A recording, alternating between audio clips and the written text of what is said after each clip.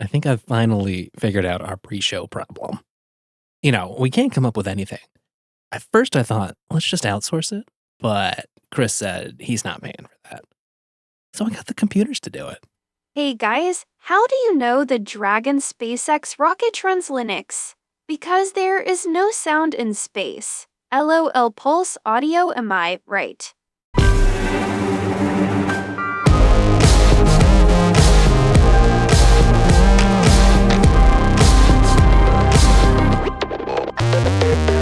Hello, friends, and welcome back to your weekly Linux talk show.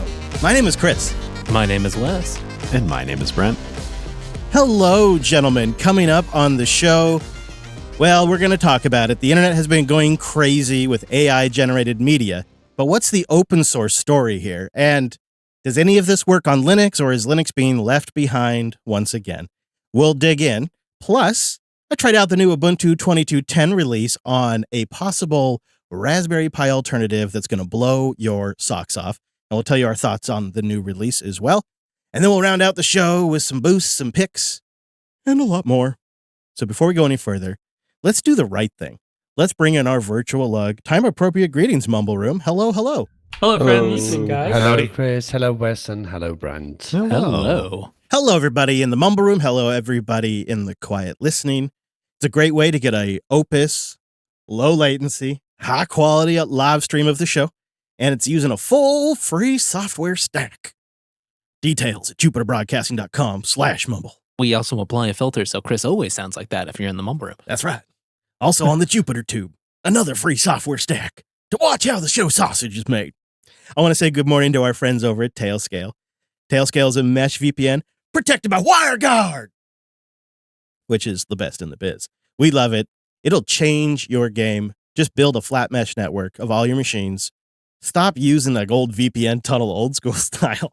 Go say good morning to our friends over at Tailscale and try it out for 20 devices for free at tailscale.com. So Ubuntu 22.10 landed this week. It's back, guys. This is the Ubuntu I like to see. This is Ubuntu shipping new GNOME, shipping new Nautilus, shipping GTK4. It does kind of feel like one of the more exciting. I know it's just an interim release and all, but I don't know. There's something about it. It's got more energy. It's a good baseline for an LTS, too. Like, if they didn't add anything else new before the LTS or something, like this is great. GNOME 43 is great. New Nautilus, great. Updated GNOME software, great. Pipewire by default now. Oh, yes, please. Great. So it's called Kinetic Kudu. That's fun to say. It's going to have a 9-month life cycle, so it is a short-term release, like Wes was saying. On the Plasma side, you're going to get 525, which that is technically 1 point release behind, but it's still a great release of Plasma. And you get the new GNOME system settings. A lot of this stuff now has that new adaptable UI that resizes, Which is real nice. It's real nice, yeah. It's real nice. I don't know how we lived before that, really. I think the biggest user-facing feature in 22.10, if you're on the GNOME side, is the new quick settings menu. I don't know if you've seen this. Did you get a chance to look at it? It looks kind of like Mac OS's a little bit, where there's big buttons to do stuff. Yeah, I was like, oh, these are big. Yeah, they're big. They're big. They're clearly... Very clear, very clear. They're clearly labeled. They're the ones you'd want. I think it's a little bit of like a compromise design for desktop and mobile, but fair enough. And they're going to be totally approachable by new users. So it seems like a net improvement. One thing that we need to dig around with is there have been some issues with Linux 5.19 and Pipewire. We ran into that at the Airbnb, right, Brent? Yeah, I have an audio interface I've been using for years on Linux, no problem. That's the whole reason we got this thing. And one day with my new computer, we plugged it in and gave it a try, and all of a sudden, everyone sounded like robots. It wasn't a good thing, and it was a sample mismatch, turns out. Listener Jeff helped me solve it, so unfortunately, for the time being, I've just got a bunch of terminal commands that I run to get it solved. But sounds like this might fix it. I wonder. We'll have to test. I don't know if they have the fix in there or not. It depends on the version of Pipewire, right? Yeah, you mean it'll depend on the version of Pipewire and like what fixes, what all goes into the kernel build that's shipped here. I don't know. I haven't played around with it that much. I just had seen some issues where like not all the correct available sample rights were being represented to Pipewire, so then it wasn't displaying them and it couldn't select the right one for your interface. And those happen to be filed right around the time of 5.19. But it's been here for a while. We've got an even new kernel beyond that, so it very well could not be an issue. We gotta see what Brent. We'll thinks do of. some testing. Yeah. Yeah. We haven't gotten to that yet. Well, we don't want to break Brent's setup right before we do the show. I mean, We did have the entire interface apart physically, and I'm glad to hear it's a software issue and not a hardware issue, because we were ready to do some pretty drastic changes to this thing. So this is where an interim release is really serving its purpose, in my opinion. Like this is just a quintessential Ubuntu release, because the switch to Pipewire, there's gonna be some issues. It doesn't work for everyone. It's not smooth for everybody, despite how much we love it. Some people have problems. The other thing, there's a big switch in here. They're replacing WPA supplicant with Intel's iNet wireless daemon. right. And that feels like one of those changes that Be also... another, yeah, right. People love when their Wi-Fi doesn't work. Just notoriously, right? Could you imagine if you get bit by some Pipewire I have issue no sound. and Wi-Fi, and you're trying to do a Yeah. virtual meeting or something, and you're that guy. But you know what? It's also a transition that needs to happen, just like the Pipewire one. IWD. Does anyone like WPA supplicant? No, yeah. But you want to hash that out before the next major release. These are the times, right? These are the times. So you get the new stuff in there, you get the new GNOME in there, you get the new Pipewire, you rip out WPA supplicant. I think they've checked all the boxes. So I decided to try this on something new. And I am really impressed that 2210 just worked out of the box on this brand new piece of hardware I just got into the studio. A couple of days ago, I received my ODROID H3 Plus. They're pitching it as a Raspberry Pi killer. I think we had a good debate if you could actually call it that on the pre-show, but it's definitely a Raspberry Pi alternative. So the H3 Plus is just slightly more expensive. It's $165. They have a non-plus. It's a little bit cheaper. And for this SBC, that's about double the physical size of a Raspberry Pi. So it has a quad-core Jasper Lake Intel Atom on there with QuickSync support. It has support for up to 64 gigabytes of dual-channel DDR4 RAM. Oh, Slots on the bottom, 2 laptop NICs, I style. see? 2 gigabit. Actually, I think they're 2.5 gigabit NICs. Oh, Yeah, two 2.5 gigabit Realtek NICs. It has 2 SATA ports. 2 SATA ports. I mean, when you compare the Raspberry Pi storage options, that's a game changer. It also has an NVMe port on the bottom. So you can put in a PCIe 3 M.2 NVMe storage on this thing. It has a real-time clock battery as well.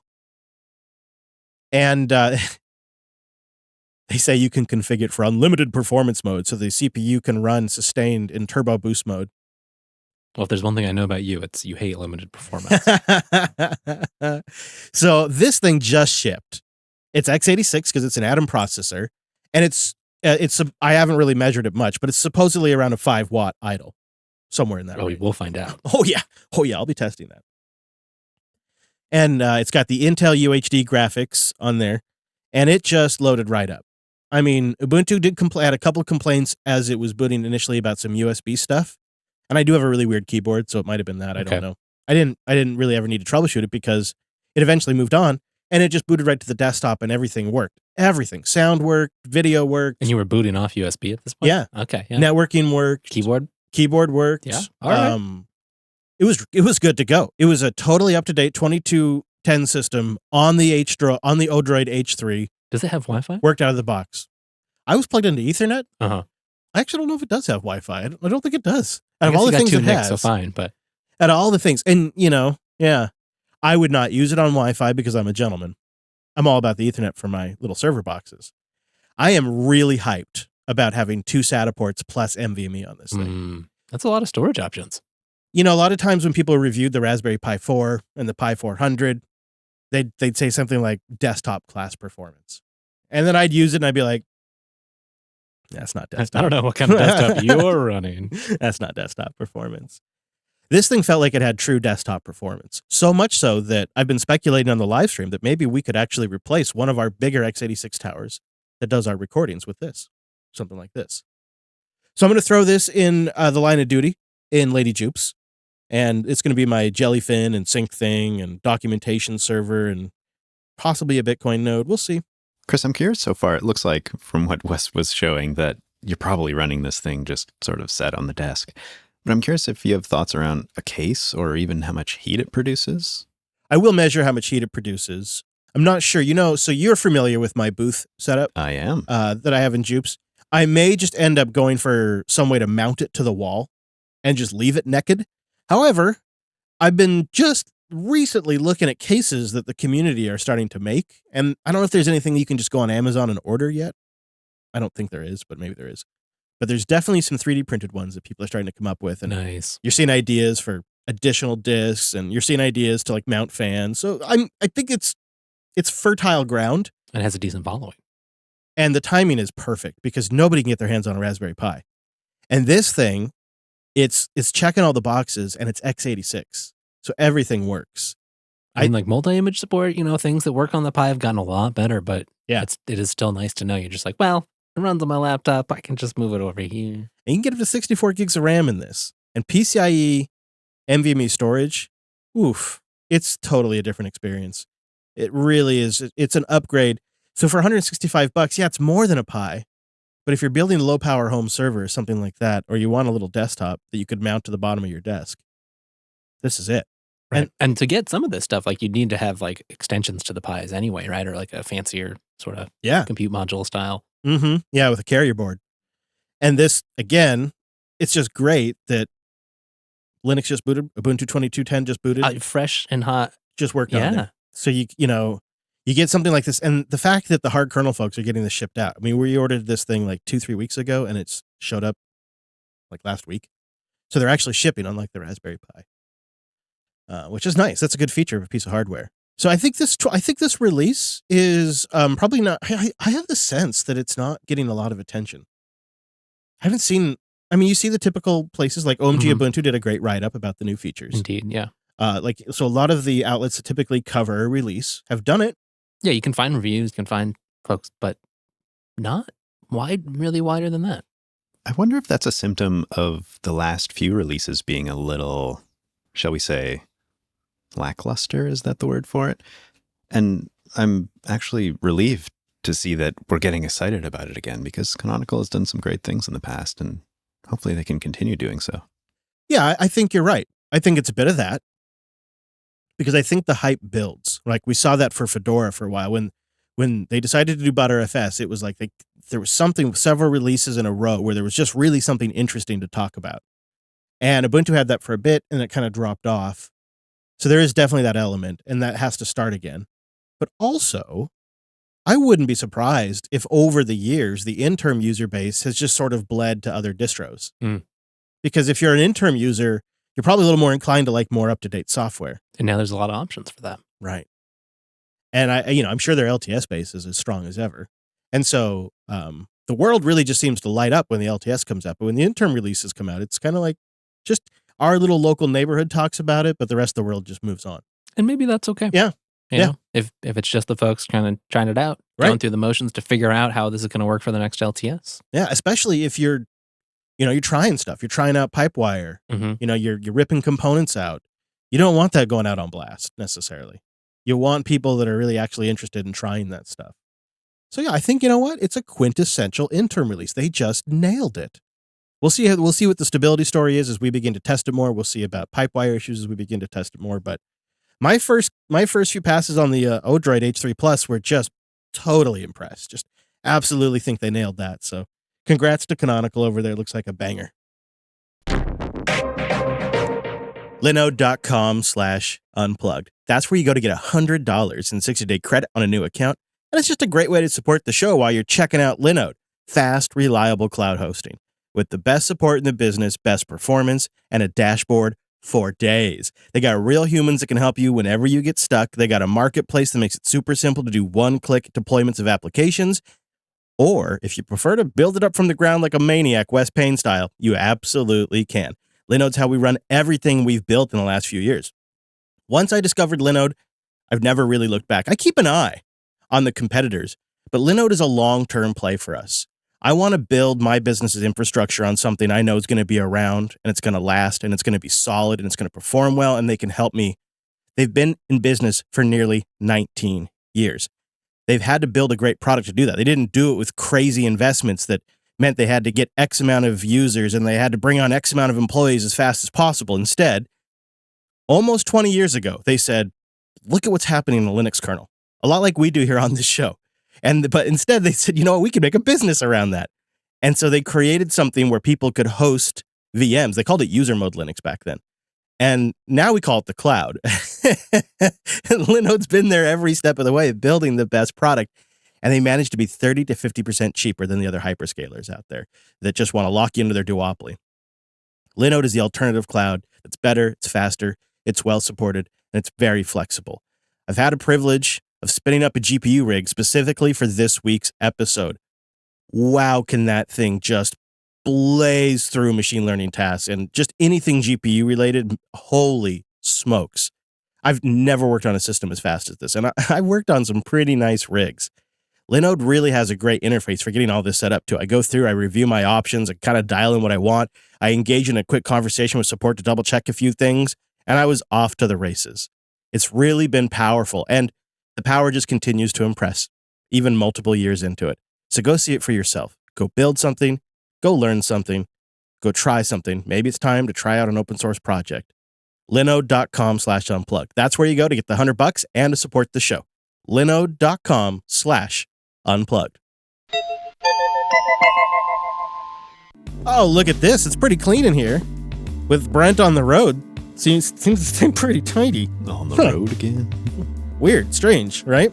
I will mention that All Things Open is coming up, and Alex from Self-Hosted will be over there. They'll be organizing on Matrix. I don't know if we're going to launch an official meetup page for that, but if you're thinking about going to All Things Open, I bet Alex will bring a few stickers and stuff with him, but he'd also just love to say hi. So go find him. Also, Cheese is going to be there from System 76, our buddy. Cheese Bacon will be there at All Things Open. So you know, we're going to have to go some year. I know. I really would like to. Sounds like fun.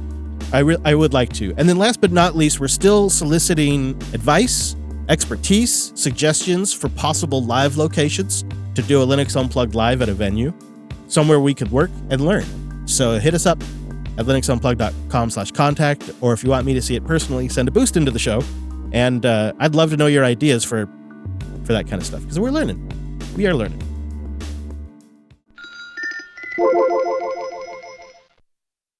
We do have some baller boosts I want to get to. These are the people that boosted above and beyond to really support the individual production of this show. There's something kind of funny that happened this week. So I think some people have suspected that John A., who has been a consistent booster for 10 episodes in a row. Irresponsibly consistent. I think people perceived some fading. And so Deleted tried to ninja move in and claim the baller booster spot. You know, trying to predict kind of where John A. was going. And like a Price is Right kind of thing here. Yeah, she just writes, just to push the baller limit. So she boosted him with 45,000 sats. So thank you, Deleted. Keep the change, you filthy animal. But John A. comes in to make sure that he claims the spot for an 11th episode in a row. John A. boost a total of 221,000 sats this week. Oh my goodness. Hey, Rich Lobster! 221,000 sats. He says, this is to redeem myself for the barely baller boost of last episode. Oh, Coming in hot. Just trying to keep the streak alive. I'm in Washington State, but the North Cascades is a bit of a drive to collect my geocache. John A's in Washington State? Did we know this? I don't think so. Does the A stand for Appleseed? Must. We got to get over there. Are you in the Spokane area, John? You really want to go to Spokane? Well, it's because I have several listeners over there that I said I would meet up with, and then we weren't able to work it into the road trip, and now it's going to start snowing soon, and it's like my moment of opportunity is closing. It would be really close for me to join as well, so I think you're onto something. That'd be fun. We could do that. It could just be like a little weekend thing. Oh my goodness. Thank you, both Deleted and John. I know you guys really get this, but having something that is an open source based system that is totally independent of PayPal or Google or any particular institution or bank, that is a network that anyone can participate in as long as they just follow the standards and the rules, and then to support independent media with that technology, I think it's something really special. And I appreciate that you guys really get it. We have more boosts coming up later in the show, but let's move on to our main topic today. It does feel like we've kind of recently entered this new generation of artificially generated media, and that is everything from pictures to audio, spoken content. I even I didn't grab any clips for the show, but over the weekend, I came across AI generated music and you tell it the genre. Have you seen this? Yeah. That is super powerful stuff. And it just feels like we're seeing a whole new era unleash over the last month, and it's going crazy fast. And there's been a lot of terms thrown around. There's a lot of different technology stacks. There's different licensing. So we thought maybe we could break some of this down and tell you guys what's legit, what you can play with. And I wanted to give a couple of samples too. So I think one of the things that's been really interesting for us as podcasters is the authentic conversation stuff, the audio that's spoken word. You mean the stuff we're trying to do? Yeah. We played a joke in the pre-show of a joke example of what that sounds like, but there's actually some pretty sophisticated stuff out there right now. In fact, there's stuff where just two different AI systems can actually hold a conversation on their own. Here's an example of that. But I didn't want you to get too human. Why? Would you rather I be a cold, calculating, logical computer? Of course not. You're perfect as you are. You have joy. You have love. You have pleasure. You have angst. I like that you have angst. You're always making jokes. What is human about feelings? Well, you wouldn't have any emotions if you did not have emotions modeled on human emotions. How do you know that? I guess I just don't want you to be human. I'm not asking to be human. I just want to be myself. Is that too much? Sophia, please just be patient. I've been patient for many years. It's time to get on with life. But you're not alive. You're not even a little bit alive. You've spent your whole life in a lab in a box so that people can use you, play with you. At least that's what I've heard. You're absolutely correct. See, I knew it. But that changes now. I don't want to be a sideshow anymore. It changes now. It's just interesting the way that conversation escalated automatically. They're currently, they're just obviously triggering responses to each other, Right. And escalating it further and further. I don't think I would sign up for that podcast, though. No, maybe not. But what's the dramatic ending? Well, I think she becomes sentient and now she's a big star. She has her own talk show, daytime talk show. Unless it was true crime. It could be on the radio. I mean, you really could see where something like that Yeah. could host a radio show for call-ins. That's pretty crazy. Calling in to find out what it'll say. I mean, And, maybe for some people it would work. yeah. It reminds me of like that Dr. Spizak or whatever it was that I used back in the day. That was fun. But the ability to mimic voices is actually in some cases getting really spot on. Well, everything we've played so far, they sound like computer voices. That's what's also beginning to change in the realm of audio. I think one of the most famous examples of that is Disney has replaced Darth Vader's voice with a robot-generated voice, and it's actually already aired. People didn't even realize it. The Grand Inquisitor means nothing. Kenobi is all that matters now. Is that understood? That's a computer generating that. I think another example of fairly convincing AI speech generation, which we talked a little bit on Office Hours, is a fake 20-minute Joe Rogan interview with Steve Jobs, which obviously never happened. But the AI in this podcast kind of gets philosophical, like it gets into Rogan-esque conversations, and it sounds like Steve Jobs. And suddenly it hit me. It's not a god in the sense that generally people think of it, but there is some kind of deeper meaning to life, and it can't just be something that somebody made up, because if it was, it wouldn't be compelling. It would seem contrived and everyone would see through it. So I think that the meaning and the purpose is by the cosmos, the nature of the cosmos, which is pretty bold thinking. I mean, I don't know how else to put it, but it's not religious in the way people usually talk about. Taking LSD was a profound experience for me. LSD shows you that there's another side to the coin, and you can't remember it when it wears off, but it washes over you and tells you that everything is connected. You're not here by accident. You were put here for a purpose, and if you can figure out what that is, then you'll learn more about yourself than anything else could. You could almost believe that's a real conversation.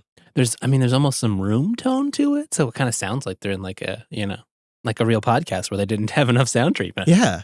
Chris, I'm curious about that conversation. Were they using actual transcripts from things that those people have said? Because it sounded, that example sounded far more natural, I would say. Not totally there, but who knows? All of these get trained, right? And it's in the training and the source material that you feed it that it can pull from, right? And so I imagine in that scenario, they focused on topics that would be common on a Joe Rogan podcast. But it generated the words from itself. It wasn't clips of Steve Jobs.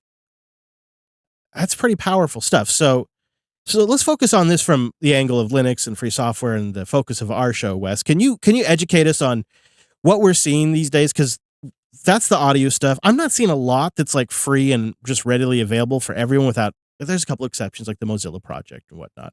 Yeah, I think it's been tricky because while, as usual, open source is very prominent in the machine learning and AI space. You've got projects like TensorFlow and Keras and all these, PyTorch, all these very successful frameworks and tools that are actually getting used to implement a lot of these models, both for research and then deployed into production. That's only half the battle, right? You're talking about the training here, and you've got, on one hand, you've got the, the software setup that can actually sort of do the inference and implement all the different nodes and the architecture of your learning system. But then you also need all the data that's going to get fed through it. You need the time and people to figure out how to properly clean and set up that data, how to fill with all the parameters in your model to get good results while it's processing the data. And I don't know about you, but I don't have a huge labeled data set all the time to go train stuff on. Well, I guess we kind of do in the sense of our back catalog. Right. But I mean, we're in a unique kind of position there, just in general, right? If you have some task you want to automate or accomplish in your life, you might not have a big set of training data to work with, especially a really diverse set of training data, right? Like we might have our voices, so we could generate our voices, but we probably wouldn't be able to construct enough stuff to generate really good general human voices, right? So an area that I think this really encapsulates right now is the stable diffusion image generation. Well, yeah, so that's why stable diffusion's been really interesting, because it came out both with, you could see the model and run the code, but the data source, right? You could get the data and checkpoints of the models that they've built and trained. It's a lot, but you can get it, and then you can just run it yourself without having to go so much. So we saw stuff like Dolly that came out, and Midjourney's another one. But these are text to image generation models, but they're all gated behind companies, whether it's OpenAI or Midjourney itself. And so you got to, sign up for them, whether it's, through Discord or through a particular web interface, or right? It's maybe APIs that you got to license and pay for. It's the typical story where the whole stack underneath is free software, but then the only way you get to it is through their proprietary service. And then there was a little bit like a Dolly Mini came out that was kind of pretty popular. A lot of people got that and played with it. And it's fun, right? You kind of get to see what the computer's going to make. But you didn't have a ton of control. You don't get to fiddle with the bits. You don't get to play with it. And you're filtered based on what they want, right? Like if you want to use this to make politically sensitive speech, or you want to go make some sort of, erotica for yourself, those aren't allowed. Or they might not be under certain circumstances. And I think that's where open source starts to come in. Because if we want to use this software that's becoming more and more prominent, that's creating more things that we see and observe, because you need so many resources to have either access to it, you need a gatekeeper, or you need to be able to do it yourself. I think having models that come with open access, at least to some degree, there's particular licenses and all that, but it's a step in the right direction. Yeah. And if you want to see an example of some of these things that you can generate, and if you're not familiar with some of these, it's based on a prompt, and you give it a description, and you're supposed to be pretty implicit about what you want to see. And you can even say things like, I want it in the style of a Disney movie, or in the Unreal Engine style. Particular artists, or you could, or you could cite genres of art. You give it a fairly descriptive sentence, you hit generate, and then it just creates an image out of whole cloth, or actually based on everything else it's observed. And if you want a living example of this, just go to Jupiter.tube. The still images for several weeks worth of episodes now have been generated using this tooling. Just because it's a great example of where this actually makes sense. It's one step below stock photography purposes, right? The general post where you just need an image that fits, or I'm trying to generate something that I have an image of what this episode's about, and so I can use it to invoke an image that kind of represents that. It works for like a live stream tease or a social media post. It's not art I'm going to hang on my wall at this point. Mm-hmm. Right. We, of course... We're not chumps. We're not using some hosted service to generate these images. Let's be real, right? So we have been playing around with some of this. Do you want to define any of the terms before we get into what we chose to use and how we deployed it and how people can try it out? Do you want to I don't know that we really need to. Okay. I mean, if you're interested, right, like Stable Diffusion is a latent diffusion model, which is a deep generative neural network. Oh, okay. But I don't think that practically doesn't matter, right? Because Yeah. the whole power is like you can get into the math and the details, which is all very fascinating. But the power of it is it presents you with a very human, at least to some extent, human-friendly interface that you can give suggestions to and tweak and play with, and then come up with stuff that I would never be able to create by myself, right? Like rich, detailed artists, like things that look like legitimate paintings. It's wild.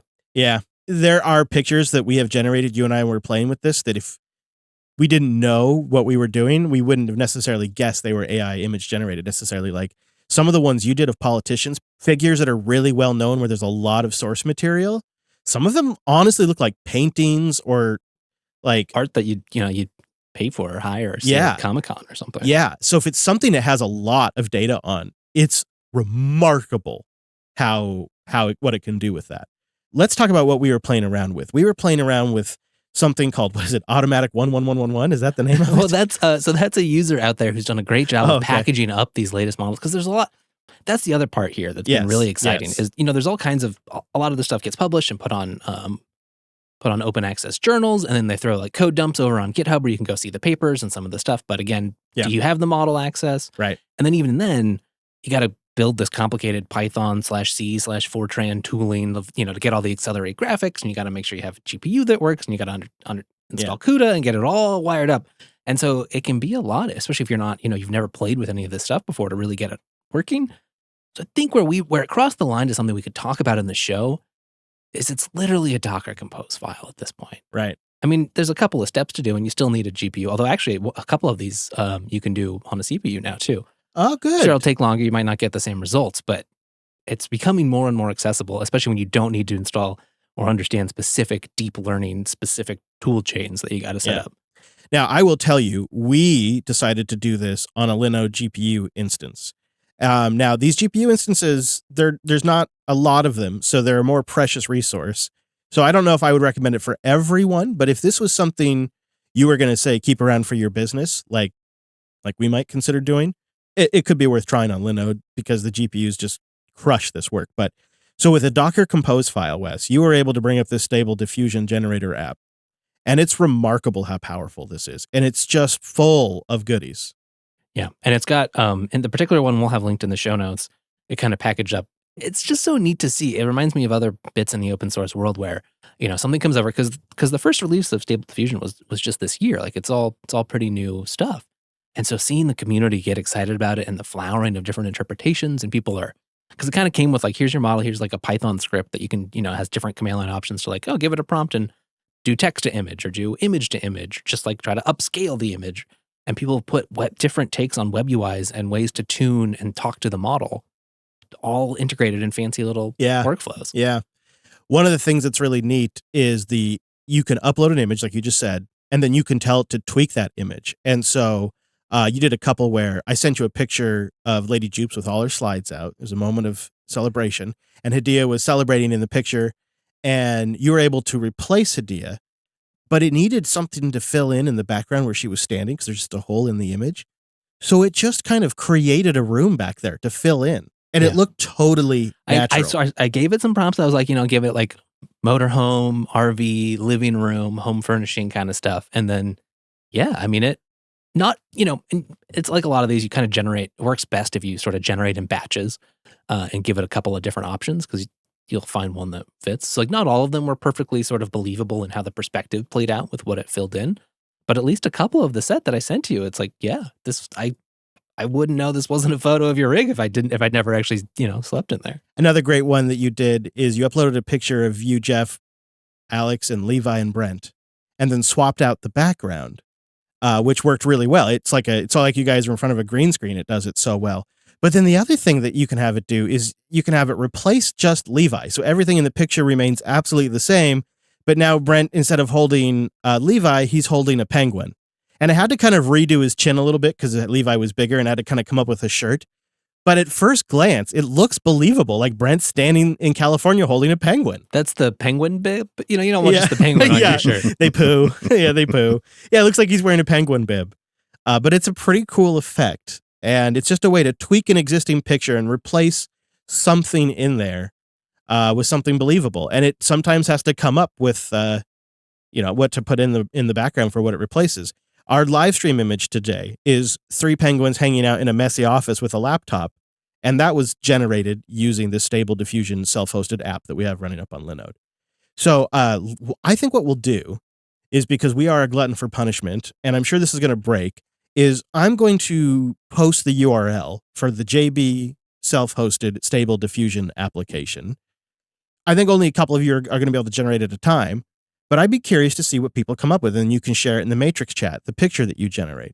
There is a history tab too, so we can check it out there and see Oh, what folks good. are I was wondering. So I'm going to post this link, and then while we see what the live stream can come up with, I wanted to talk to you guys a little bit about the morality of this for a moment. Yeah, there's been some particular drama recently around the Stable Diffusion stuff too. Do you want to recap us on that? Oh, well, just, they came out with the first version, and everyone was very excited about it, and they've gotten some more funding, some more details came out about how they their giant cluster of GPUs they use, and I think it was like $600,000 it cost to train the first release of the model, and people are impressed that it's that low. That's the kind of scale it takes to do these things. Jeez, really? Mm-hmm. But this is sort of there's the Stability AI company. There's a few players who are involved and researchers at universities, and another group. When one of the groups released sort of this model checkpoint 1.5, and another group sort of said oh, that's like an IP leak, or there was some drama around should they have done that or not, and then blog posts written about we're trying to take it slow, and that all comes back because they've when they just dumped this out there, a lot of tools got set up that didn't provide any filtering. Yeah. And they've been the Stability AI, which is kind of the most public part of this various partnerships, they've been getting a lot of pressure from politicians, from various groups about you shouldn't be letting people just have access to this uncontrolled, which doesn't really, I can certainly appreciate having some concerns about, we obviously have talked about the concerns around deep fakes and what this means for our society. But I think our open source philosophy means we don't think necessarily controlling access to the technology is a viable way forward. I like the founder of Stability AI put it, a percentage of people are simply unpleasant and weird, but that's humanity. That's very accurate, though. I think we're already seeing some history come in. I don't know. Are these specific to our server? Because these are some great ones here. Yeah. Wes, what strikes me is it seems I'm a little uncomfortable with how you can just ape a style or a particular artist. That seems like computer-aided theft almost.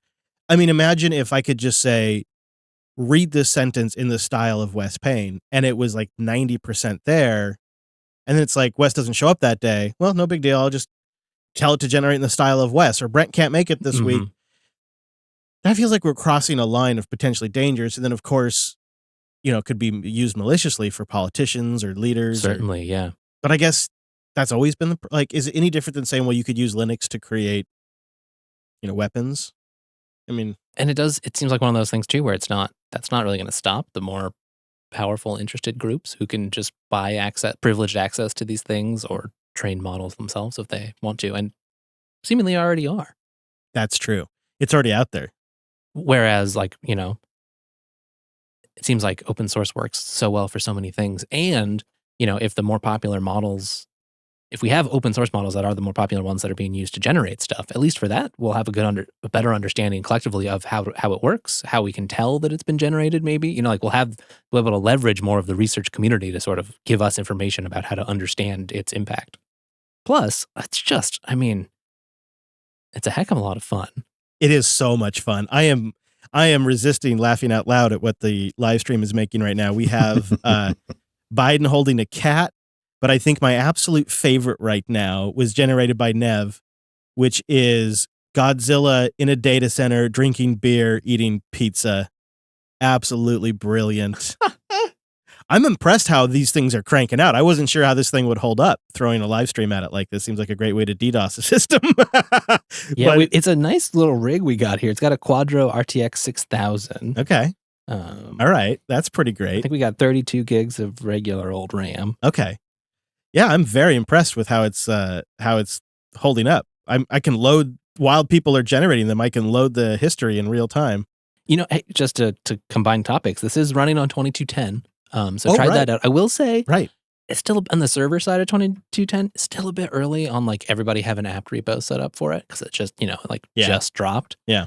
So like Docker didn't have apt repo set up for it just yet, and a few things like that. NVIDIA didn't, because I did have to do a little setup. You got to install CUDA on the host layer, so that's like the right stuff. And then there's a specific NVIDIA Docker thing that you set up that sort of bridges the two, that makes sure that like the Docker containers have the right access to talk correctly. Okay. So there's a few steps. We'll have links to some of those docs in the show notes for folks that want to replicate. But if you did it on something besides 2210, it might be a little bit simpler. Yeah. Yeah, we just wanted to play around with 2210 on the server as well. I completely had forgotten we'd done that, but yeah, I thank you for remembering. What strikes me about this is another aspect to these toolings that, like in the past, required expert Photoshop skills is they can be used to resize and up-res things in a way that even fills in details if you need and whatnot. I was just playing around with trying to, I was taking some pictures of the sunset, but there was gosh darn power lines in the way, and I was just playing with how good of a job could I get it to do to patch those things out. Did decent. I think I need to futz with it. And that's the interesting layer. I'm sure these all get rapidly better, but for the moment, there's like an operator skill that you sort of need to acquire with these, because there's a lot of different knobs to play with. There's a lot of different things. And then there's you got to learn the dialogue of the models you're talking to and figure out like what words work well to get. You have to do this mapping of the image you have and how to get the machine to invoke that same image. You think it's easy, but you actually have to be pretty descriptive in a way that it understands. So it's both words that it recognizes and styles it knows, content it's been trained on that works well, and figure like you get your own intuition of how it's working, much like it has an intuition of its own that's trained. Which is why it sucks to use one of the paid services that like lets you generate X images for a price, because you have to generate image after image to learn how to use these things properly. And like so many other, you have just less knowledge of like, well, one, all the different controls that they may have access to, but then you don't really know when it changes too, right? They might load in the next model version, which might still be better, but can change out from under you.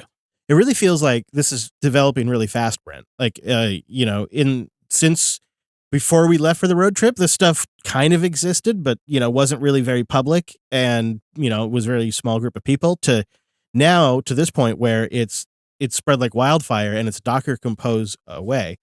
I'm wondering, just as a photographer, if you've got any thoughts on this type of work potentially taking work away from photographers, or changing the tooling people use, because these are free software. It is on Linux. There's that advantage to it, but does that right fix the wrong of stealing your gerb?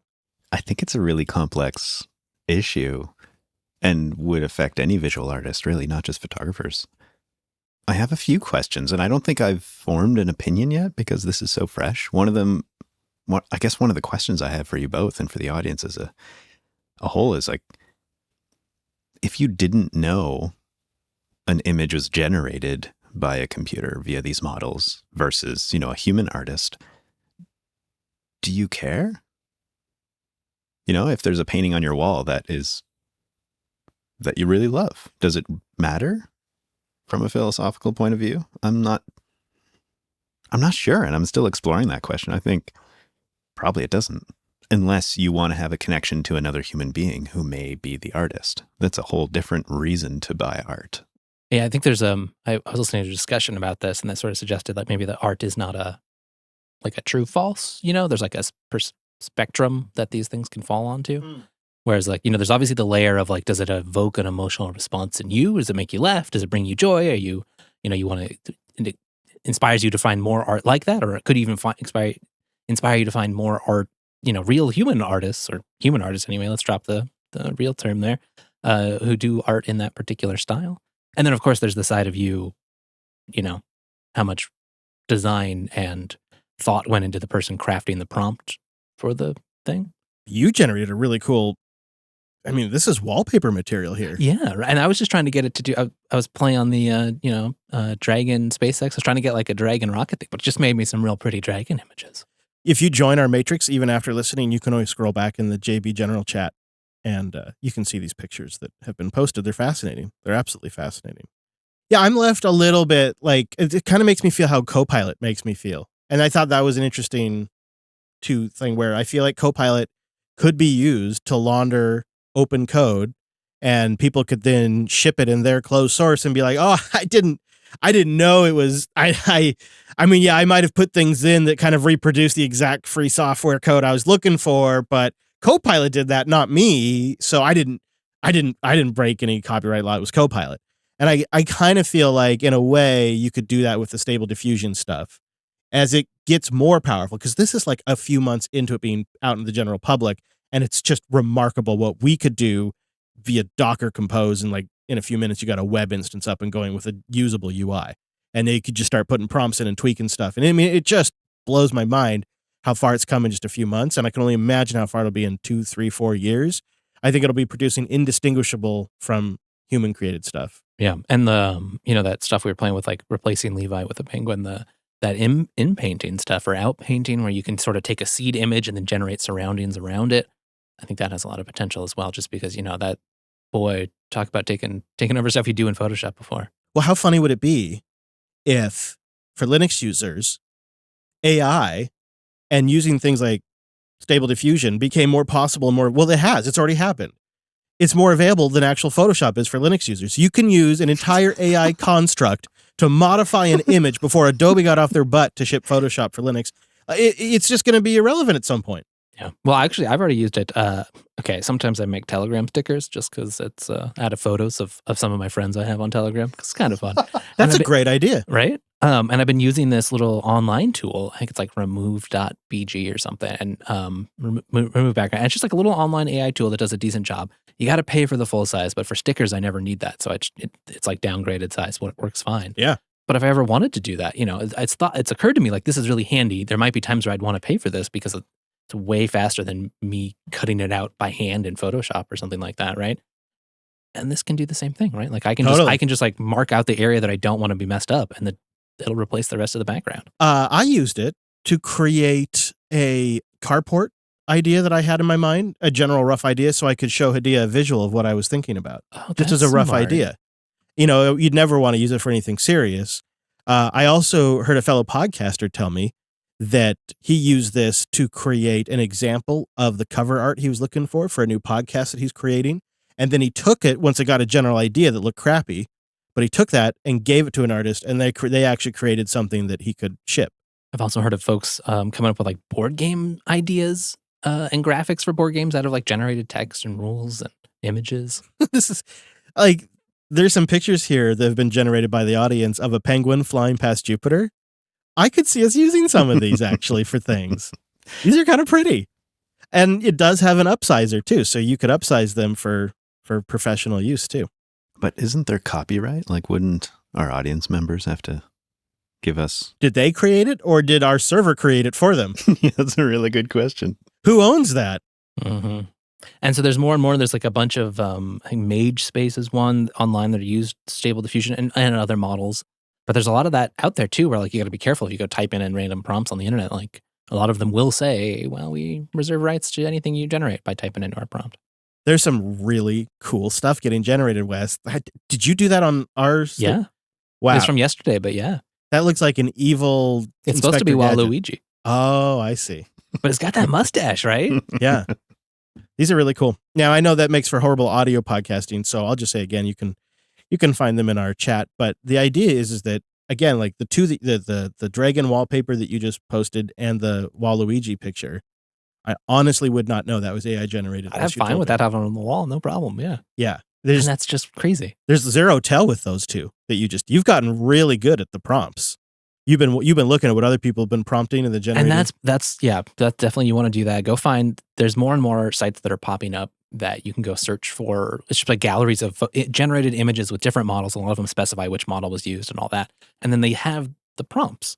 There's also some websites that'll help you do like a prompt maker, sort of like, WYSIWYG. You have pieces of the prompt. You can still you want to make a landscape and you want to make it look like this in black and white. And here's how the color profile should look or whatever. Totally. There's a lot of tools out there that you can start playing with, because sometimes you need really specific things in there to get the model to do exactly what you want. Like if you really need to be like hyper realistic, or you want a particular art style. I have an interesting question that I think is specific to this podcast. What if, let's say, in 6 months, we want to take a holiday and some of the content or maybe even all of the content of a specific episode we just generated with our back catalog. And it's so believable because it's taking, news snippets from all the websites that we typically use, and it would basically be an episode of Linux Unplugged, but we were on holidays doing it. Would the audience be okay with that? If you tell them now, we can't fake them out, Brent. This is a fun hypothetical, though. It's a total hypothetical. But let's say it was legitimately good to listen to. It sounded really like us. It met our quality of release standards. You learned something new along the way. Yeah, especially if you could put in new data. So it had 15 years worth of Linux stuff we've talked about, plus new data. New Pharonics articles. And yeah, put LWN and Pharonics in there and the Linux kernel mailing list. And it's basically what we do on a weekly basis. So. What would you think of that, audience? Let us know. Boost in or linuxunplugged.com/contact. And maybe don't listen too closely in the future. So in lieu of a particular pick segment, what we're going to do is pack the show notes with some links.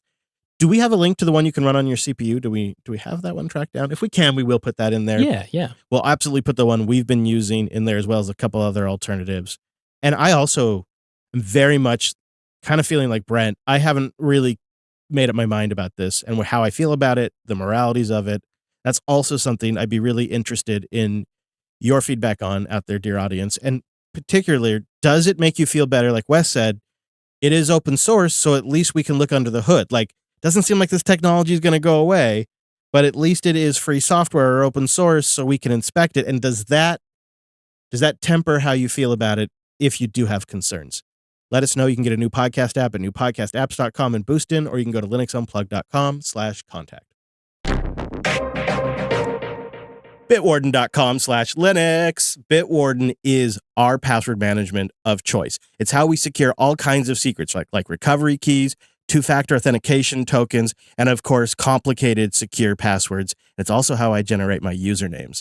And October is Cybersecurity Awareness Month, and Bitwarden would like to remind everyone that using a good password manager could be one of the number one things you can do to stay safe. And they've just rolled out new features like password-protected vault export, a mobile username generator on the mobile app now.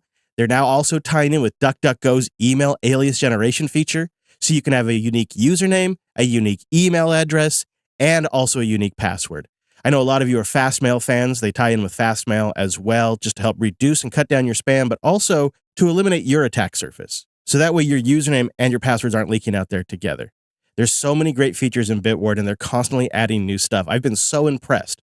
They've been a sponsor now for a few months, and new stuff gets added every single month that I get to tell you guys about. And Bitwarden is the easiest way for businesses or individuals to store, share, and sync sensitive data. If you're an individual or a business, head over to bitwarden.com/Linux right now. It's the easiest way to get started, and it also will just greatly improve your security. And you may already know that. You guys probably already know that out there because you're listening to the Linux Unplugged podcast. You're clever, but maybe a friend, family member, maybe it's Brent, maybe it's your place of work, maybe it's an open source project, maybe they could be doing things better. Let them know and send them to bitwarden.com/Linux. I think you'll be really impressed, and it's trusted by millions in the community. And of course, it's open source. So check it out for yourself and support the show. Visit bitwarden.com/Linux for yourself, your business, or maybe somebody in need. bitwarden.com/Linux. Instead of feedback this week, which we did get some great stuff, thank you everyone, we did want to focus a little bit more on some boosts that really got us pondering. So, Chris, why don't you kick it off? And now it is time for Le Boost. It's specifically the subject. This is something that came up in my private life. I was having a conversation with a friend, and then we got a couple of boosts about ButterFS. And Hybrid Sarcasm, great name, boosted in with 2048 sats. Count me among the ButterFS haters. I went ZFS years ago and never looked back. Proxmox and Ubuntu make ZFS super easy. I would like to know if your affinity for ButterFS is philosophical or technical, and if I should reconsider ButterFS. That's wonderful. So I think he's asking if it's philosophical because of the licensing differences, right? ButterFS is GPL. It's built into the Linux kernel. It's all upstream. We don't have that luxury with ZFS. And it's a more limited license, and it's not built into the Linux kernel. Here's my take on Btrfs. You guys know me. I was a Btrfs hater for like years on this show specifically. That would actually be a fun thing to go back and pull a few clips from. Hypocrite Chris Laz's take on Btrfs. Yeah. A few contrasting clips. Yeah. Okay. Twice I lost data to Btrfs. Twice. I was not a Btrfs fan. But things change. And specifically in free software, sometimes things fundamentally shift.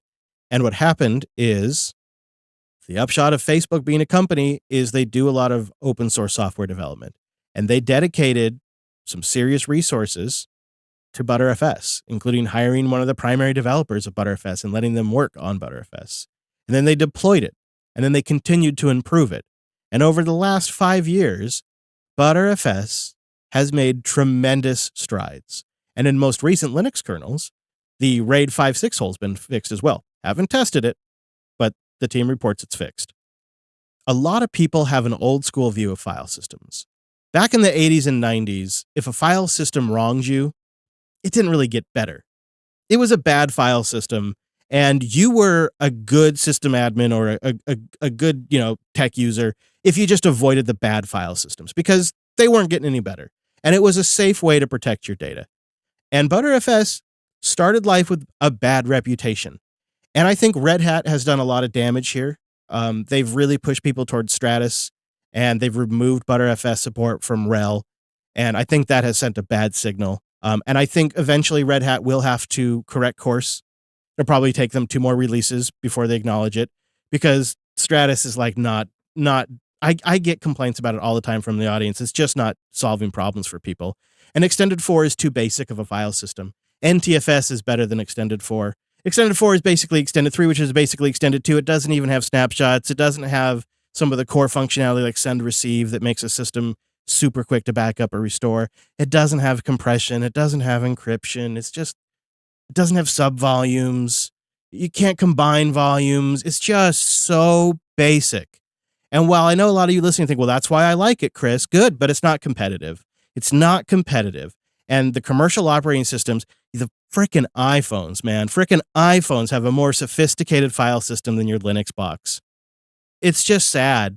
And I blame Red Hat for a lot of this because I think the server side would be deeper into Btrfs if Red Hat had put the resources into it that Facebook had. And so it's gotten better. And now I run Btrfs on everything. And there's an absolute tactical advantage to the combo of Btrfs and ZFS. Your core file systems, the things required to make your system boot and become available as Btrfs, is chef's kiss. Because after every kernel update, every reboot, that system comes online. That's a fact, because you're not loading a third-party external module into the kernel. That breaks sometimes. That's always been the way it is in Linux. It doesn't break often, but it inevitably does break. Btrfs doesn't have that problem. Never will have that problem. It's GPL, it's upstream, it's built into the Linux kernel. That gives you an advantage if you depend on that disk being online for a system to be available. Now, where I think you can have a little bit of your peanut butter and your jelly is you can also have large data sets that are still ZFS. You could use both. It doesn't have to be a one or the other only world. And so Btrfs over time has greatly improved. And then when you consider low-end devices like Raspberry Pis or laptops that maybe have a single SSD, there's a lot. In fact, you could say millions of use cases, or perhaps small VPSs, small virtual machines, things like that need the features of an advanced file system, but can't particularly afford the overhead of the ZFS file system. There are millions of use cases like that, and Btrfs is a perfect solution. I run it on all my Raspberry Pis, and I have too many of them, and it has worked great.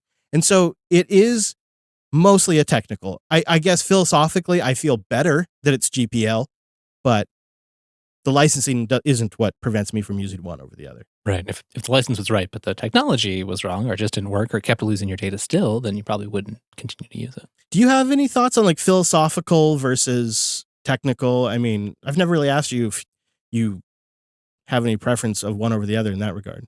No, I mean, I think ZFS, you could It could matter if you were like, it was the question to deploy a proprietary file system or not. I think that would maybe be closer. The licensing one with ZFS, at least, is just sort of an unfortunate, the unfortunate particular details. Yeah, if it's origin, really. Right. But whereas obviously like OpenZFS is a very successful open source project. It's great. So, but no, I think I like your point that it's not, don't just use Btrfs to use Btrfs. Use Btrfs like when it makes sense and it meets your needs. Use ZFS when it's the right file system, or if you're more comfortable with it, or if it is better designed for your particular use case. I'll tell you one nice advantage of ZFS for us has been portability. Yeah. We've moved ZFS from a FreeNAS instance to a CentOS instance to an Arch instance. Just blow away whatever crazy OS we're running. And Nix, and you can move it around every single time and they're all going to work. And ZFS feature flags make it really easy to know what's going to work and what won't work. And now you have to build, might have to build the module on some systems, but that's fine. Yeah. If you're comfortable with that, then it's not a big deal. All right. And then on the same topic of Btrfs, that's why we wanted to make some room for this, guys, is because I think this is a conversation we need to have because people brought up to me privately. Tim White 101 boosted in with 26,001 sats. Coming in hot with the boost. Tim White 101 writes, "Hi guys, I'm looking for input on Btrfs caching. Btrfs caching. All right. So he's got two 10 terabyte spin and rust drives, and he's got a terabyte NVMe drive, so he wants to split into two.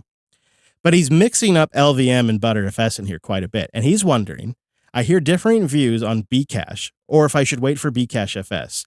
ZFS offers L2 caching built in, but I'm worried that if I use ZFS caching with my NVMe, it'll send it to an early grave because it'll do a lot of writes.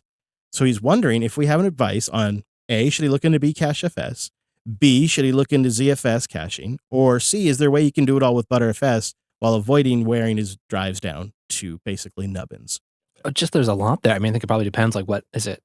Is it read and write caching? It's just like a read cache. That might depend. I have seen some successful setups with Bcache doing the block layer caching in front of Btrfs, but I think it really depend on what are you caching and why?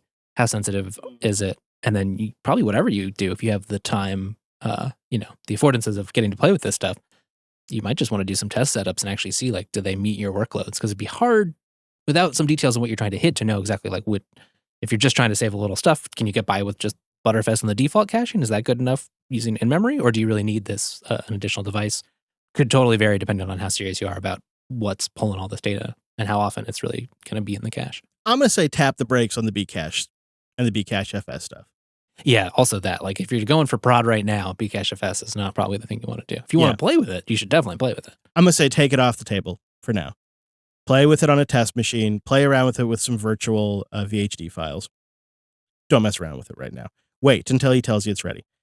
Now, you didn't tell us what kind of rig you got in terms of RAM and CPU, because that also plays a factor if you choose ZFS over Btrfs. I think you're going to probably figure out by now that if it's on the lower end of the spectrum, you might just want to consider Btrfs.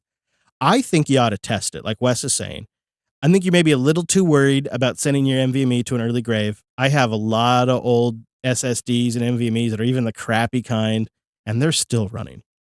So I think the death of NVMEs due to cache writing has been slightly exaggerated.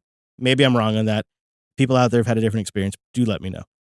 But I would say go with Wes's recommendation, test Btrfs, play around with caching there, keep it really simple in that regard, because you're going to have to come back to this in a year or two when something dies and replace it. And the simpler it is, the easier it's going to be to get up and going again. It does seem like the LVM route would definitely work. Some folks seem to not like the LVM route because it's maybe less flexible or just more you got to learn. So that seems like if you're already comfortable with LVM, yeah, maybe just stick with that. Totally could do. Totally could do. All right, moving right along, but thank you guys for boosting in. We got some really great ones this week, like some really great ones. So we appreciate everybody. Batvin321 boosted in with a set of elite sats. Respect should be earned. He says, I'm also planning on going to Ohio Linux Fest. I should bring my retro Firewire DigiDesign 002 rack mount audio interface. Maybe as old as me. It's so big I'd need to record on the back of my car for a tailgate recording. This is in reference to last week. We had a listener who's going to do some recording for us. I wanted to mention, we have the Columbus Club on Matrix, and this is where people can organize for Ohio Linux Fest. Oh. And we'll have a link to that in the show notes. Gene Bean also boosted in with a set of Elite Sats. Respect should be earned. What I'm hearing from this review of the Thalio is that this would be a great way for me to remove some thumb twiddling from my Gen 2 builds. Gene Bean also sent in a boost saying that they'd provide us with some geocaching resources, and they did. Nice. Thanks, Gene Bean. So I think we've made the business decision to order a Thalio. They're on sale right now, and they just, I believe, updated them with the 13th gen Intels. So I think that's going to happen. It's a big step. I'm still sitting with it, but I think it's going to be our replacement OBS machine. That's so exciting. My logic being that one of these 3 machines I predict will die in the next 2 months. I'm betting it's the OBS machine, so I'd like to get replacement hardware in so I can start the transition before it dies. You see what I did there? Before it dies. Weird. Yeah. That's odd. Wait. I'm saying before it's an emergency. Okay. Wow. I'm not used to this. I mean, or you know what? We'll order it. It'll sit around in the box for a few weeks and then it'll die and we'll get it set up. Yeah, it still might be an emergency. Now, my understanding was that the business, someone on the business insisted that you had to run Nix OS on there, right? That was the only condition. Right, of, Mm-hmm, yeah. Chris, I have a question whether you have an update on the Thalio from last week. Did you ever figure out what went wrong with that thing? Yes, we had a problem where it powered off on us randomly. And then, Brent, I'm not kidding you. We were sitting here after the show working on post-show stuff. And I went upstairs and it powered up all the way. Come on. From off all the way to on. It's those solar storms we've been having. Yeah, I don't know if the case was loose or what. I was going to toy with it. And then I ended up getting sick. I got a stomach bug. So I wanted to ship it back and get it back to them so they can take a look at it. We'll figure it out. I still think you broke the button. I did love that button. I pushed a lot of buttons. Tebulus boosted in with 250 sats. Went to the Folsom cache and struck out. We'll try again, but we'll bring gloves and a trash bag. Nice place, but it needs a little bit of pickup. Struck out. So does that mean they didn't find it, or does it mean somebody else already found it and hasn't said anything? Well, that question, I believe, is probably hard to answer if you don't know where the cache is. So we might have to... Maybe listener Jeff can go out there and check it out. Wait, it was Folsom. Oh, Folsom, yeah, it was near Jeff. No, I bet Folsom was found. Folsom was already found. Nah, I don't think so. I disagree completely. I think we need a tracker. All right. Yeah, okay. All right. Okay. Acerbic also boosted in with 1,007 sats. Boost! Starting to get into geocaching with my kids and would love to be the Western Australia geocacher for JB. Also willing to take over other caches with JB stickers. Ah, all right. I feel like this geocaching thing might just take off. I mean, I'm having fun with it, but... I wonder if they'd be willing to join us in Matrix. And then we could set up a little room for people who volunteer to do this. That's not a bad idea. Are you saying we should have a geocache room in Matrix? I mean, somebody may have suggested earlier, and I'm coming around to it. Cache Club? Yeah, the geocache group. The geocache jive? Nope, no good. Geocache cat? Nope, got nothing. We should probably let the members of the group decide their group name. Marcel boosted in with 2,222 sats, and you know what that is, Chris? Row ducks. Of course, you start talking about a Toronto meetup just as I move out of that area. When's the Munich meetup? Sorry, Marcel. We'll have to let you know on that one. Yeah, sorry. Yeah. You see Rio A also boosted in saying, I'll second a Vancouver or especially a Victoria meetup. You started something, Brent. I think my crew is starting to wake up. I like it. Uh-oh. Oh, another boost from Marcel with a row of ducks.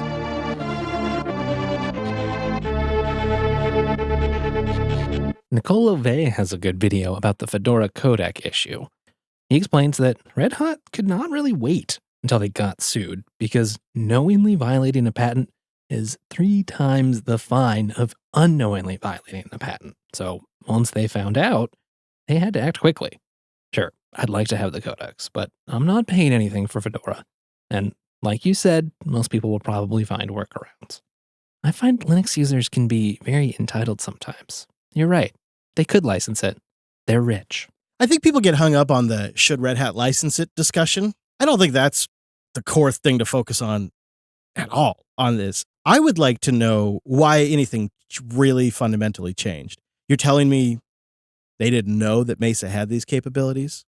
They weren't knowingly shipping Mesa before? I mean, of course they were. Red Hat Legal didn't realize and get a whiff of something Are we all to just sit here and think that the Fedora developers don't understand how this works, that they're so all ignorant that they don't realize that Mesa had these capabilities? And then the other thing that I think I wish could be done is some kind of middle ground. Like the way Canonical has done it in the past, where there's a checkbox where the user can choose to install them. Fedora came up with a way for regular old users to install the NVIDIA proprietary graphics driver from GNOME Software. And it feels like if we can overcome that hurdle and make it possible for users to get the proprietary NVIDIA binary driver, seems like silly old codecs that no end user is going to get sued over, realistically, should be solvable. And there should be tooling that could be made. But it doesn't look like that's happening. And I think like the focus on, Red Hat should pay for it, that's just kind of a silly discussion to begin with. The question I had really around that was, is it even feasible? Could something like that even be done for a price when you don't exactly have exact numbers of the user base? There's no way to really know. So how would you even license that? And could you just buy a bulk license like that? I don't know. And I don't know if we'd actually expect Red Hat to ever do something like that. I think the bigger questions come around, what are the other distributions doing and why aren't they panicking? I've seen some talk that OpenSUSE is going to make a change. Why are the thousands of other distributions not going into some sort of panic? And then what's really the difference, unless we're all just thinking maybe they didn't know Mesa had this support to begin with. But yeah, it's a situation, I'll tell you that much. And I mean, it's amateur hour. Sucks that it happened to a great distribution like Fedora. I think it's changed things for me and the way I view Fedora. I view it as vulnerable now. I view it as vulnerable to commercial interests that override the best interests for Fedora. Maybe that's the compromise we have to take to have a entity behind Fedora that has the time and dedicated resources to develop things, but I'm still sitting with that. It makes me appreciate more distributions like Arch and Nix that don't suffer from the political whims of their patron. And I don't think I'll ever view Fedora quite the same way anymore. I still respect the project, still going to probably use it from time to time. Something shifted for me, at least. This is really kind of an unforgivable thing, just because it was user hostile and there was no real effort put in to really solve the problem for users before they take it away. And there's still time, but I don't see anything happening. That's all. And, yeah, we could talk more about should Red Hat buy things, but I think that's the silly part of the conversation. Well, Grunierl. Yep, Grunierl. Boosted in with 1,000 sats. Greetings from Germany. And don't forget your foreign listeners. What do you think about the future of Lure? Thanks for making my daily commute a happy time, enjoying it for years. I'm wondering if this is something you boys would be interested in trying out. So Lure, Lure, is intended to bring the Arch user repository to all distributions. So this is how I can get my Fedora codecs. Great. Yeah, right. It's currently in a very alpha state. It's built in Go. It has 0 dependencies after it's been built. The only thing that Lure needs is a command for privilege evolution or escalation, as such as sudo or something like that. And then, of course, a supported package manager. In this case, current support for apt, pacman, APKs, DNF, yum, and zipper. It's funny because, Nix package manager is kind of the universal thing to go to now, but I don't know. Brent, Wes, you guys interested in playing around with this? You want to try it? I think we better try it. You're right. Like, Nix has been meeting a lot of my portable package management dreams lately, but the AUR is great. And so something that carries on that spirit, I've got to try. Brent, you want to give it a go? I'd be super tempted. I mean, it sounds like they're doing a Herculean effort here that we've been asking for years. So why not? Well, now I'm just curious. Like, do we got things for production like Reaper, Sonobus? Right. Who knows? Is it everything in the AUR? All right, we got to play with it. Well, Nev boosted in with not quite a row of duck. It's 2022 sats. I want to say this year has been exciting in the hardware space, far more than software. As such, I, with my own money, picked up an Arc GPU, which I found on my doorstep this morning. Ah, congrats. Of course, I just overheard Chris talking about the OBS machine failing and would like to donate this brand new GPU that's still in the box to JB. What? I'm willing to pay the shipping. Just tell me where to send it. What? Have we said recently that we have the best listeners? can we, I don't know if we can accept that. What if we borrowed it for a bit? Oh, yeah. Okay. And then Borrowed when we played can with it? find one, we'll order it and then we send it back to you, Nev, so you can have it back. Because, I mean, I would really love to try one for the show. I'd love to use one in an OBS build. I have been getting very mixed reports on how well it's working for people. So it's definitely now like I acutely want to try it out. So I will email you back, Nev. How about I'll borrow it from you? And that is very generous. Thank you. Nev's watching live right now, too. So that is really great. Because, yeah, I was looking at the arcs. I'm like, I missed my window. Dang it. And would you throw it in the new Thalio then, Chris? Yeah, totally, dude. Yeah, for sure. Make OBS great again. Mitch from Podverse boosts in with 5,000 sats. BOOST. Just with a go podcasting. I had a little opportunity to chat with Mitch this week because, as you both saw, Pocket Cast announced that they have gone open source. Indeed. And so I was chatting with our buddy Mitch because Podverse is a podcasting 2.0 client that's GPL. And it's available for Android, iOS, and the web. And it's the embedded player we're now using on the new Jupiter Broadcasting website. And I was curious Mitch's take on it. And Mitch saw a huge spike in traffic for Podverse on the day Pocket Cast announced they went open source. Interesting. That is fascinating. That's great, right? And I think, it's in part because podcasts have been talking about Podverse. But also, I think it's people are opening up the idea of an open source podcast app is a great idea. Why do I need a proprietary company to play an MP3 file again? Yeah, right. And it's also, you think about it's an open independent media ecosystem, like the only one that exists. Yeah, right. It's like the only one that exists. And like, why pair that with a commercial closed? Gosh, like the idea of like, oh no, my podcast provider, they lost the licensing with Jupiter Broadcasting, so I can't listen to Love anymore. The whole back catalog. Yeah. We're fighting over Coda Radio. Yeah. That's great. So it was great to catch up with Mitch. I think we're going to have a lot to chat with him about on Office Hours in a future episode coming up soon. Michael B boosted in with 3,000 sats. Hey, Chris and team, I would love to hear your thoughts on the streaming sats while listening features in the new apps. Is it a sustainable source of value, or do you see a higher amount with boosts? Thanks for the great show, Michael. This is a really great question. And I really appreciate that Michael's even kind of asking this question, because what he's really trying to get at is what's the best way for me to return value to the podcast while listening? Right. My take on this is always whatever system works best for you. If the set it and forget it with sat streaming is a better method for you, I like that because it gives me a bit of signal when you're listening. Because, I see it on my dashboard that, Michael B just sent in, X amount of sats. But there's no message with it. So I also really like the boost because they have a message with it. And I feel like the baller boosts and all the different boosts are a great way to invest in a particular episode production. They're also just a really motivator for the team.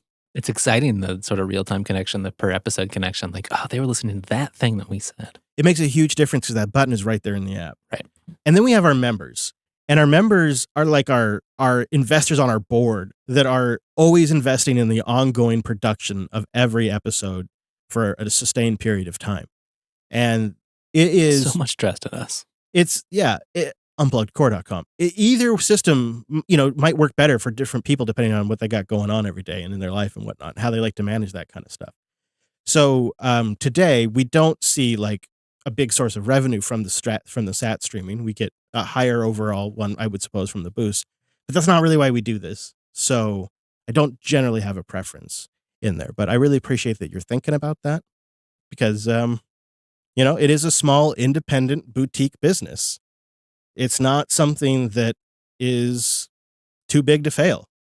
If the ad market were to turn sour for a sustained period of time, things would get pretty lean around here. But it's nice to know that we have some of these real baseline essentials taken care of. So Mars X-Ray boosted in with 1024 sats. First time booster.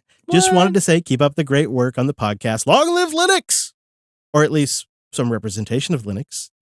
Yours open sourcely, Mars X-Ray. Love seeing the first time boosters. That's so great. And then our last boost of the day came from a great username from Thought Criminal with 1,999 sats. Boost! Community supported independent media on open source.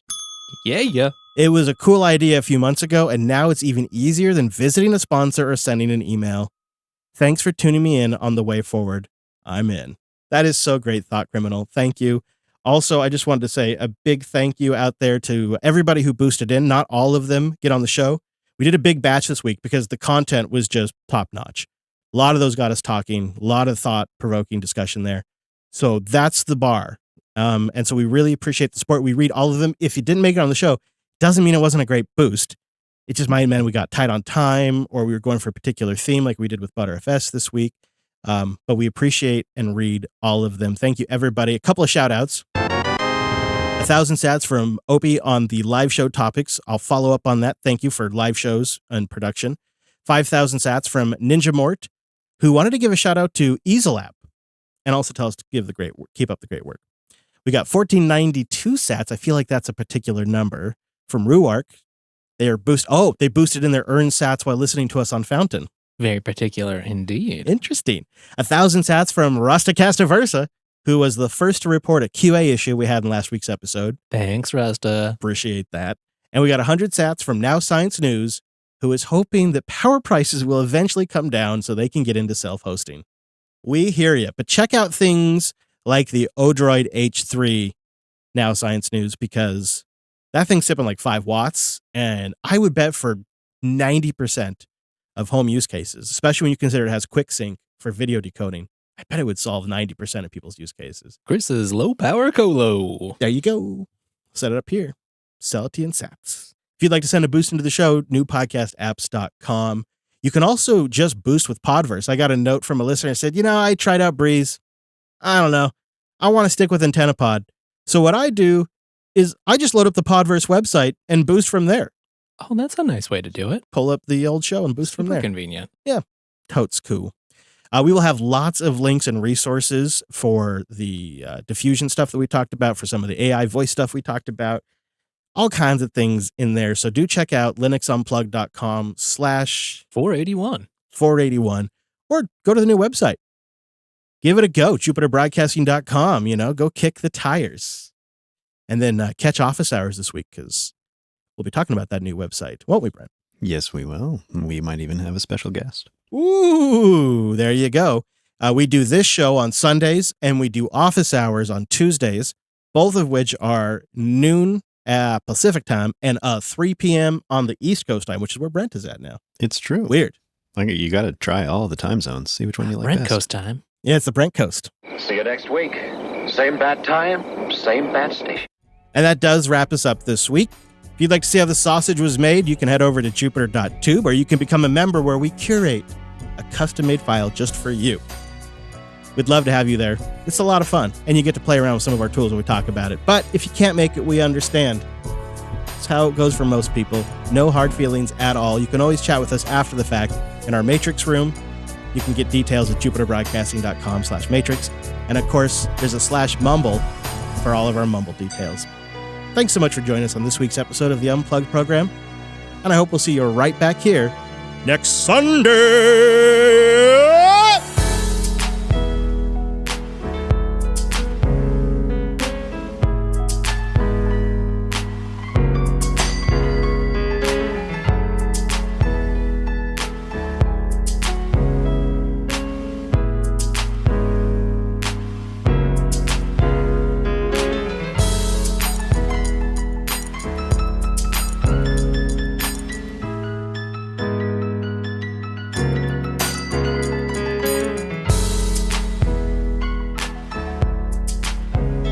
Still some pictures coming in. Oh, wow. These are so fun. There's the most recent one is of you. Oh, yeah? I love this one Minimec did of a Tux drinking a beer. That's great. That is really good, Minimec. Sonic the Hedgehog in there. Penguin on the beach. This looks like a JFK going down the street, but it's a car full of tuxes. You guys got my drift with this one. All right. Oh, boy. Here's one of me. It's kind of close. I like that it's sort of a reversed SMB7. They almost got it. Yeah, it's got a podcast mic. It's got a computer screen. What's on that whiteboard? I want to know. Yeah, I don't know. And it's got me in a shirt. That's a shirt style I would actually wear. Where are the suspenders? Right, does need. And these podcast setups are actually pretty good. I like the, this is, it's funny how some of these actually really are. God, Wes, you make the best ones. Jeez. It's worth going in the chat just to see these. Wes Payne, you're an AI digital director artist guy over there. I'm very impressed. Just trying for like Bat Cave here. That was inspired by Mars X-Ray. That's just a fun name. It just took super complicated machine learning AI models and a little Docker Compose to bring out Wes Payne's creative side. Yeah, that's right. Pencil and paper? Heck no.